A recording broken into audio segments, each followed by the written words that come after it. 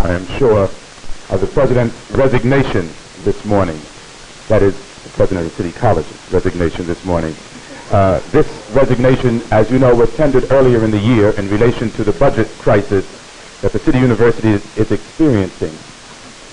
But it was brought to its, a date was given to it this morning, primarily in relation to the crisis that exists here at City College. As the President says, I could have wished that the pace of institutional change had kept ahead of rising expectations born of the successes of the civil rights movement, etc. And he could have, he said, wished for more patience on the part of those whose justifiable demands were being put forth. This, in order to really deal with this, we must go back to how these incidents which are now have resulted in the situation on City College campus began. The incidents which have occurred during the last month cannot be fully understood unless the entire history of the 5 demands of the Black and Puerto Rican student community is known. The 5 demands did not miraculously appear a month ago. They were first formally presented to President Gallagher in October, at which time there was no response from the administration.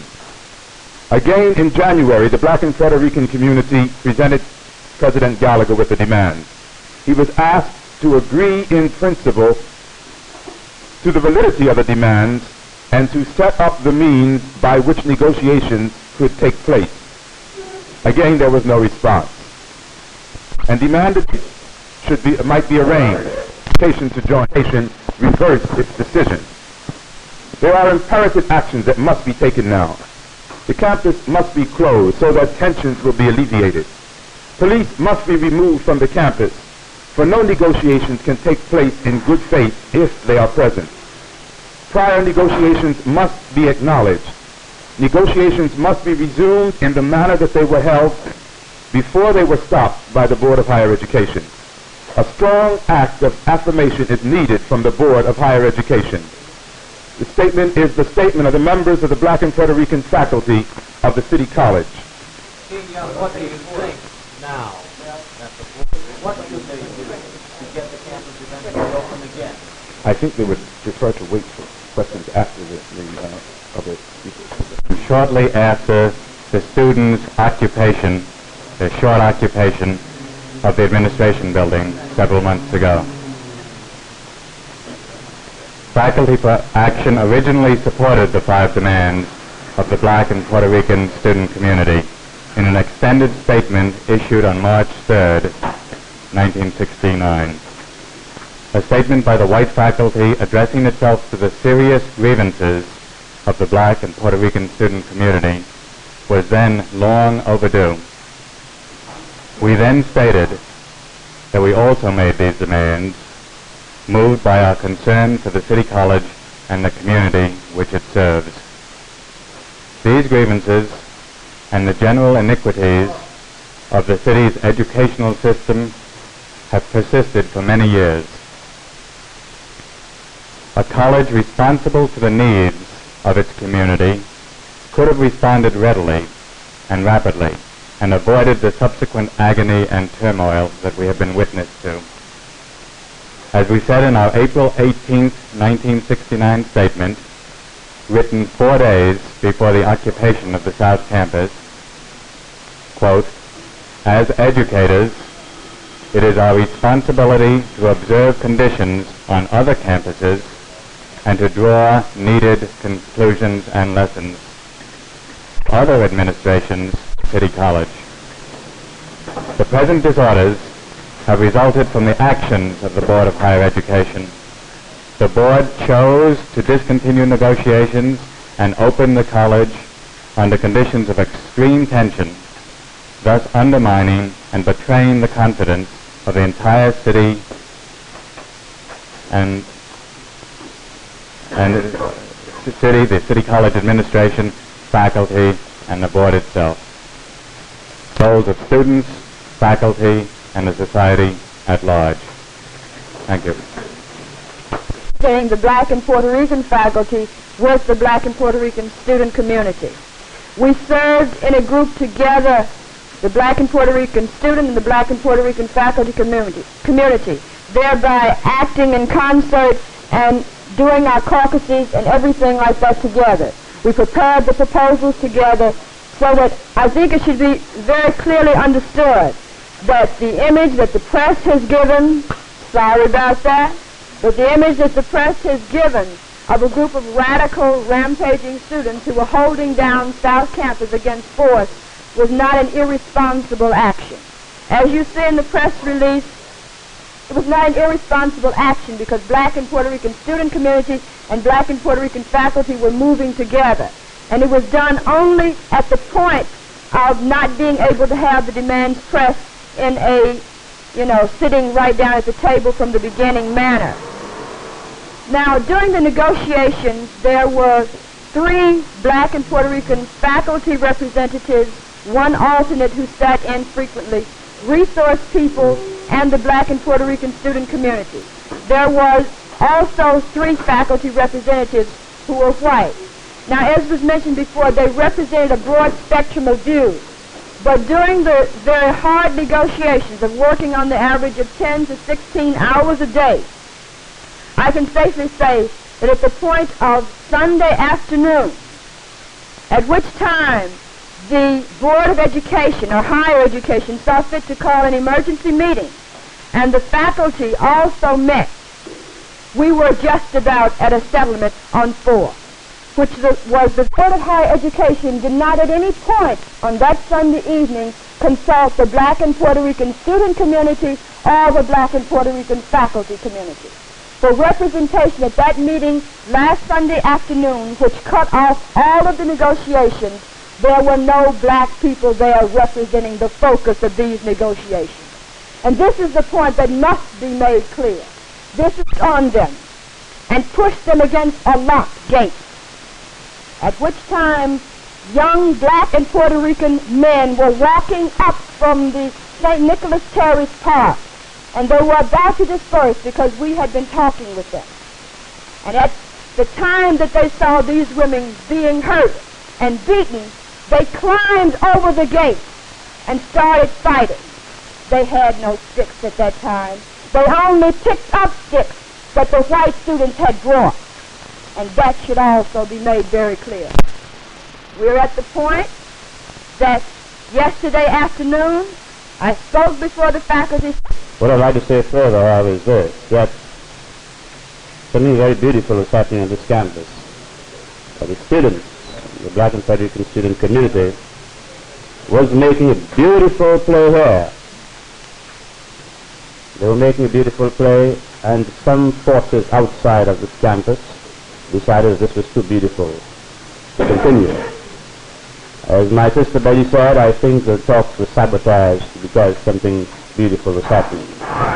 And since it is so, it must be known then that those who helped to sabotage the talks must be held blamable and culpable for any of the subsequent disruptions or violence which have taken place.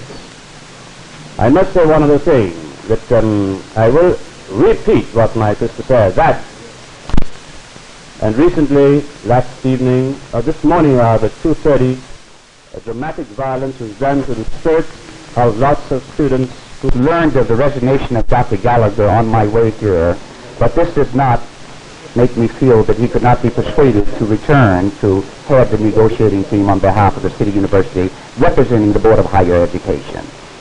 Do you like the name of Harlem University? Harlem University? Well, I like the name of Harlem University. Yes. Mr. Sutton, you've Yes, I think there ought to be Harlem University, ought to be a Dr. Martin Luther King University. I think it is vitally important that minority group people, like also, let's take a real small hometown in Puerto Rico. I think we ought to have some university named after them. A small hometown. But I think it is necessary that people feel a sense of involvement. So the name Harlem University involves not just the people in Harlem here, but the Harlems of America. Give significance to their years of drudgery. Yes, I'm sorry. Mr. Sutton, you've recommended that the university... Just a moment, sir. Just a moment. Please do not flow into my recommending. You see, someone will hear you saying, Mr. Sutton, you've recommended the university be closed. I recommended under certain circumstances that the university be closed. Now, what is your question, right? Now my question is, what about the damage that might be done to the academic year? To the credit? Now, in saying all of these things, I say them as president of the borough of Manhattan, president of all of the people in the borough of Manhattan.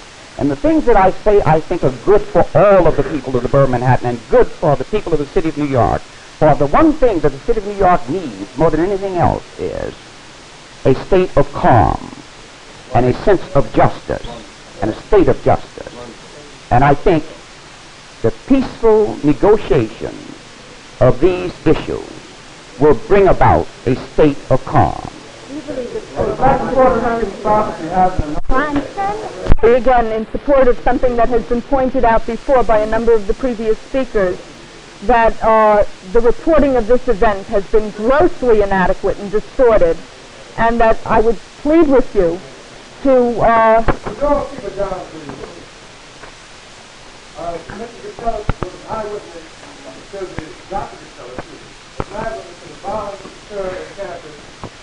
and she has in the folder a report of it. All I can say at this point is that I ask you to really examine what you're doing. And no structure was set up for negotiations until the Black and Puerto Rican students closed down South Campus and declared themselves on strike. This happened 2.5 weeks ago, and 6 months after they had first formally confronted the president. Only then did the administration move to create any concrete structure for discussion of the implementation of the demands. At that time, the president and the negotiators chosen from their respective bodies agreed in writing that negotiations could be held only as long as the school was closed, so that time would not be lost and the talks could go on speedily. At that Board of Higher Education, We urge the Board of Higher Education to create conditions which will ensure immediate resumption of negotiations at the point at which they have been broken off, namely to commence with the agreement of the 3 demands already agreed to. We urge that the Board of Higher Education recognize that a university held open by police force is no university at all. It is inimical to the... there was no attack by Black and Puerto Rican students, no onslaught. There were perhaps 20 to 30 students who were Black and Puerto Rican who went over that gate. There were about 100 white students on the other side, to 200, with hammers and chains. Now, The press has been ugly and dirty to us. I will say so quite candidly. We hoped that they would be sympathetic to something that seemed so beautiful, but they had not been. They had not been. I'd also say this, that the word violence has been used quite a lot. And in this country, violence is only measured when it touches matter. But violence which is done to the spirit of people is never considered violence. Yeah. You know, often you hear about the damage done to the majority by closing. I have but to cite to you, there was not this great concern when there was a teacher strike in New York City. I didn't hear all the questions being asked about what about the damage being done to the youngsters. Certainly damage was done to those youngsters. And there ought to always be concern by the closing of an educational institution. But then you have to ask the question, how long are we going to permit damage to be done to another group of people by the denial of them of an opportunity?